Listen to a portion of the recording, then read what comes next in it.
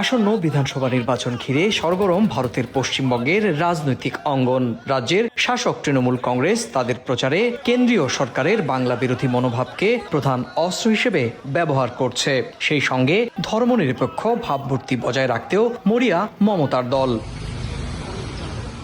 অন্যদিকে টানা ৩ মেয়াদের ক্ষমতায় থাকা তৃণমূলের বিরুদ্ধে দুর্নীতি, সংখ্যালঘুদের সুযোগ সুবিধা, অতিরিক্ত গুরুত্ব দেয়া এবং অনুপ্রবেশকারী ও রোহিঙ্গাদের আশ্রয় দেওয়ার অভিযোগ তুলে মাঠে নেমেছে বিজেপি। বামফ্রন্ট আর কংগ্রেস এই দুই রাজনৈতিক দলও প্রচারে তৃণমূল ও বিজেপির বিরুদ্ধে হাতিয়ার করেছে প্রায় একই ইস্যু।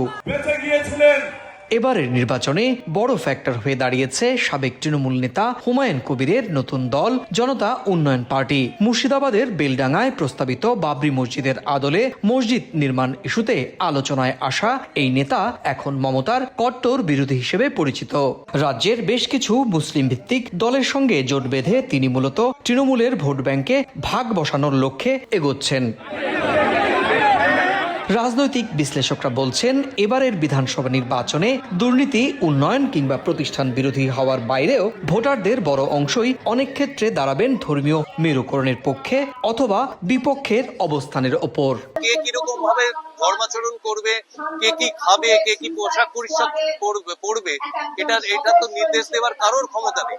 সেগুলো যারা দিচ্ছে তাদেরকে বলা হোক যে তারা পক্ষপাত দুষ্ট। যারা মানুষকে জাতের নামে, ধর্মের নামে, ভাষার নামে ভাগ করার চেষ্টা করছেন বাংলার মানুষ এবারে তাদের ছুড়ে ফেলে দেবে। হিন্দু মুসলিম বিভেদ ছেড়ে দিয়ে বাংলাকে বাঁচাও, বাংলার সভ্যতাকে বাঁচাও, এটাই আমি চাইবো।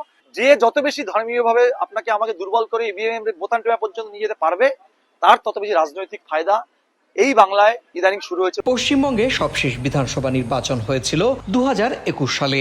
শেষ পর্যন্ত বিজেপিকে হারিয়ে ক্ষমতায় টিকে থাকে তৃণমূল কংগ্রেস। 294 আসনের এই বিধানসভা যুদ্ধে তৃণমূল, বিজেপি ও বামফ্রন্ট সব আসনে প্রার্থী দিলেও কংগ্রেস ও জনতা উন্নয়ন পার্টি কিছুটা কৌশলী অবস্থানে রয়েছে।